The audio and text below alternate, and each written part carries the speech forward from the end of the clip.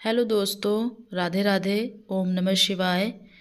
जैसा कि आपको पता है कि डीएलएड सेकेंड सेमेस्टर के एग्ज़ाम की डेट शीट आने ही वाली है। देखते हैं कि एग्ज़ाम हम लोगों के कब होने हैं, फरवरी में या मार्च में होंगे।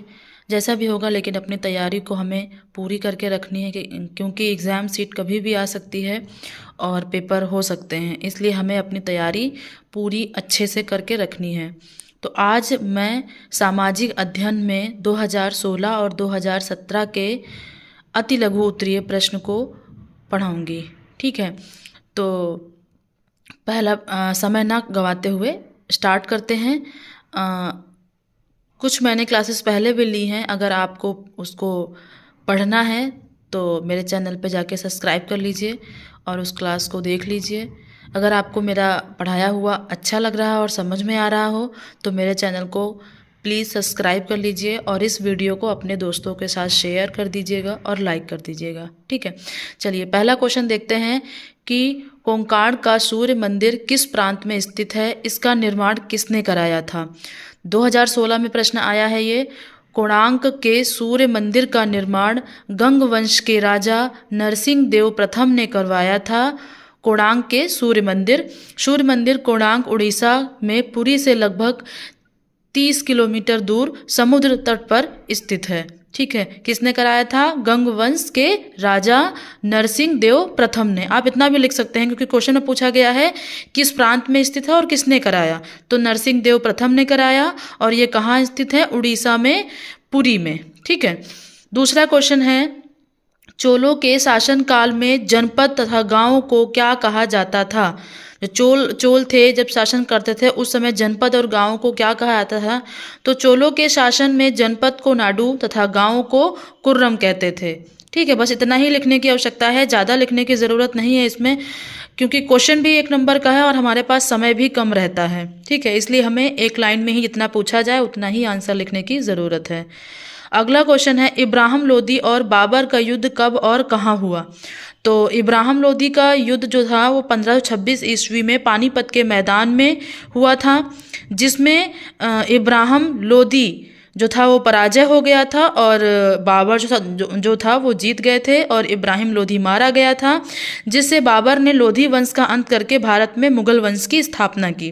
1526 में पानीपत के मैदान में इब्राहिम लोदी और बाबर का युद्ध हुआ था, जिसमें इब्राहिम लोदी पराजित हुए थे और मारे गए थे और बाबर ने ये युद्ध को जीता था। ठीक है, अगला क्वेश्चन है, मोहम्मद साहब के 5 सिद्धांतों में जकात का अर्थ स्पष्ट कीजिए। तो ये क्या है कि अपनी वार्षिक कमाई का 2.5% का दान करना। जो जकात है उसका अर्थ होता था कि जो भी है उनकी जो लोग थे उनकी जो वार्षिक कमाई होती थी 1 साल में, उसका 2.5% दान करना होता था। ठीक है, अगला क्वेश्चन है, पृथ्वी की भूपर्पटी के नीचे अधा स्तर में 3 परतें कौन कौन सी हैं। तो इसको पढ़ा होगा आपने। 3 परतें कौन कौन सी हैं? सियाल, सीमा और निफे। सियाल, सीमा और निफे। ठीक है, अगला क्वेश्चन हमारा आता है कि आग्नेय सेल की विशेषताएं बताइए। आग्नेय जो सेल हैं, जो सेल के प्रकार हैं, उसमें से पहला एक आग्नेय सेल होती है, जो उसका प्रकार है एक, तो इसकी विशेषताएं पूछी गई हैं। तो पहला है कि ये चट्टानें जीव जंतु एवं वनस्पति रहित होती हैं। दूसरा है ये रवेदार चट्टानें होती हैं। तीसरा है ये कठोर और अपारगम्य चट्टानें होती हैं। और ये चौथा है इन चट्टानों में परतें नहीं होती हैं। ठीक है, फिर ज्वालामुखी कितने प्रकार की होती हैं? अगला क्वेश्चन है, तो ज्वालामुखी 3 प्रकार की होती हैं, सक्रिय, सुषुप्त ज्वालामुखी और मृत या शांत ज्वालामुखी। सक्रिय ज्वालामुखी और सुषुप्त, और तीसरा है मृत या शांत। अगला क्वेश्चन है, बालुका स्तूप कहाँ पाए जाते हैं। तो पवन द्वारा रेत एवं बालू के निक्षेप से निर्मित टीलों को बालुका स्तूप कहते हैं। इन स्तूपों के आकार में तथा स्वरूप में बहुत विविधता देखने को मिलती है, अलग अलग प्रकार से देखने को मिलते हैं, इनके आकार भी और इनके रूप भी। बालुका स्तूपों का निर्माण शुष्क तथा अर्ध शुष्क भागों के अलावा सागर तटीय भागों में झीलों के रतीले प्रदेशों में से होकर प्रभावित होने वाली सरिताओं के बाढ़ के क्षेत्रों में पाए जाते हैं। ठीक है, जो बालू का स्तूप होता है वो पवन द्वारा रेत एवं बालू के निक्षेप से निर्मित होते हैं, टीले होते हैं। इनका आकार और इनका स्वरूप आप अलग अलग प्रकार से अलग अलग जगहों पर देखने को मिलते हैं। ठीक है, अगला क्वेश्चन है मिस्टल तथा ब्लिजर्ड किस प्रकार की हवाएं हैं? तो हवाओं के कुछ प्रकार हैं। तो मिस्टल क्या है? या ठंडी ध्रुवी हवाएं हैं जो रोन नदी की घाटी से कोहर चलती है। ठीक है, फिर है ब्रिजल्ड या हिम झंझावत या बर्फ के कणों से युक्त ध्रुवी हवाएं हैं। रूस के टुंड्रा प्रदेश एवं साइबेरिया में ब्रिजल्ड का स्थानीय नाम क्रमशः पुरगा या बुरान है। ठीक है, अगला है संविधान सभा कब बनाई गई? इसमें कुल कितने लोग थे?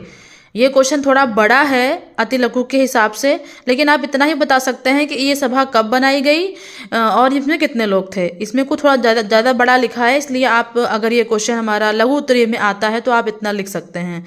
तो आंसर है संविधान सभा की कुल सदस्य संख्या जो थी 389 निर्धारित की गई थी, जिसमें से 292 सदस्य ब्रिटिश प्रांतों से, 93 सदस्य देसी रियासतों से तथा शेष 4 सदस्य चीफ कमिश्नर क्षेत्रों से आने थे। आप इसमें इतना भी लिख सकते हैं कि 379 सदस्य थे टोटल। ठीक है, और ये संविधान सभा कब बनाई गई थी?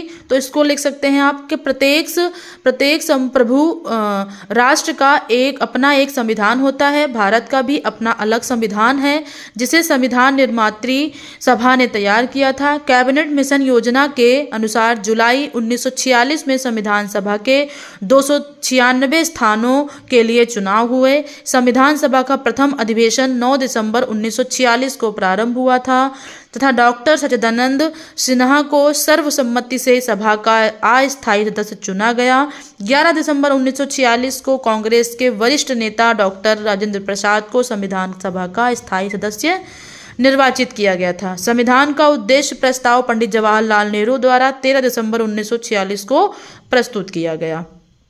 ठीक है, तो इसमें जो पूछा गया है उद्देश्य ये कब हुई थी, तो आप 13 दिसंबर 1946 को लिख सकते हैं। फिर अगला क्वेश्चन है पंथ निरपेक्ष से आप क्या समझते हैं? तो पंथ निरपेक्ष क्या है? यहाँ पंथ निरपेक्ष राज्य उस राज्य को कहते हैं जिसमें राज्य की निगाह में सभी धर्म या पंथ समान होते हैं। मतलब राज्य जो होता है उसमें जितने भी धर्म होते हैं वो सब समान होते हैं। ठीक है, फिर कालिदास की 2 ग्रंथों के नाम लिखिए। तो रघुवंश का महाकाव्य, अभिज्ञान शाकुंतलम। ठीक है, ये 2 आप लिख सकते हैं। ये हमारे 2016 का क्वेश्चन था। ठीक, अगला है हमारा गुप्तकालीन चित्रकला के 2 केंद्रों के नाम लिखिए। तो गुप्तकालीन जो चित्रकला थी वो केंद्र कौन कौन से थे? मथुरा, सारनाथ और पाटलिपुत्र। ठीक है, अगला है राजपूतों की उत्पत्ति से संबंधित 2 सिद्धांतों के नाम लिखिए। तो राजपूतों की उत्पत्ति का प्रश्न भारतीय इतिहासकारों में अत्यंत विवादग्रस्त रहा है। महाभारत में राजपूत शब्द का उल्लेख कुलीन क्षत्रिय के लिए किया गया, जबकि बाणभट्ट के हर्ष चरित्र में राजपूत शब्द का प्रयोग सैनिकों के लिए किया गया। इस संबंध में 2 सिद्धांत हैं, एक है विदेशी उत्पत्ति का सिद्धांत और दूसरा है अग्निकुंड का सिद्धांत। ठीक है, 2 सिद्धांत हैं, विदेशी उत्पत्ति का और अग्निकुंड का सिद्धांत। जो विदेशी संपत्ति का सिद्धांत है वो प्रसिद्ध इतिहासकार कर्नल डॉट ने अग्निकुंड वाली अनुश्रुति के आधार पर राजपूतों को विदेशी बतलाया। उनका कथन है कि राजपूत सिथियन या शंखों के वंशज थे जो 6ठी शताब्दी के लगभग भारत में प्रविष्ट हुए। इन्हीं विदेशी विजेताओं को जब वे शासक बन बैठे तो उन्हें अग्नि संस्कार द्वारा पवित्र कर हिंदू जाति व्यवस्था के अंतर्गत ले लिया गया। चूंकि वे शासन का काम करते थे और यही काम क्षत्रियों के भी थे, अतएव उन्हें क्षत्रियों की श्रेणी में रखा गया और वे राजपूत कहलाए।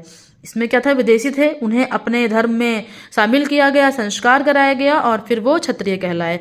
अगला है अग्निकुंड का सिद्धांत। तो कुछ विद्वान थे जिसमें से पृथ्वीराज रासो के अनुसार इस सिद्धांत का प्रतिपादन किया गया और प्रतिहार, परमार, चालुक्य तथा चौहान राजपूत अग्निवंशी हैं। आबू पर्वत पर वरिष्ठ जी का यज्ञ एक अग्निकुंड था जिससे परमार, प्रतिहार, चालुक्य या चौहान आदि राजपूतों की उत्पत्ति हुई। राजपूतों के 4 वंश अग्निवादी कहलाए। इन जातियों से संबंधित अन्य प्रमाणों से इनका संबंध क्षत्रिय कुल से स्पष्ट होता है। राजपूतों की उत्पत्ति का यह सिद्धांत ऐतिहासिक दृष्टि से उचित नहीं जान पड़ता है। ठीक है, अगला क्वेश्चन है भोज। जो ये क्वेश्चन था इसमें डीपली लिखा गया है, लेकिन आप इसके खाली नाम लिख सकते हैं कि विदेशी उत्पत्ति का सिद्धांत और अग्निकुंड का सिद्धांत, बस इससे भी आपको 1 नंबर मिल जाएगा। अगला है भोज किस वंश के राजा थे? तो भोज परमार वंश का राजा था, उसकी राजधानी धारा नगरी थी। अगला है गीत गोविंद किसकी प्रसिद्ध रचना थी? तो जयदेव की थी। खजुराहो मंदिर का निर्माण किसने कराया था? चंदेल राजाओं ने कराया था। भक्तिकालीन 2 संतों के नाम लिखिए। तो आप रामानुजाचार्य लिख सकते हैं, रामानंद, गुरु नानक देव और कबीरदास। ठीक है, फिर जलवायु का अर्थ स्पष्ट करिए। तो जलवायु क्या है? एक ऐसा मौसम होता है जो एक लंबे समय से बना रहता है, मतलब इसमें बहुत जल्दी परिवर्तन नहीं होता है, स्थिर रहता है। जलवायु किसी बड़े इलाके का औसत मौसम है जो एक लंबे समय से बना रहता है।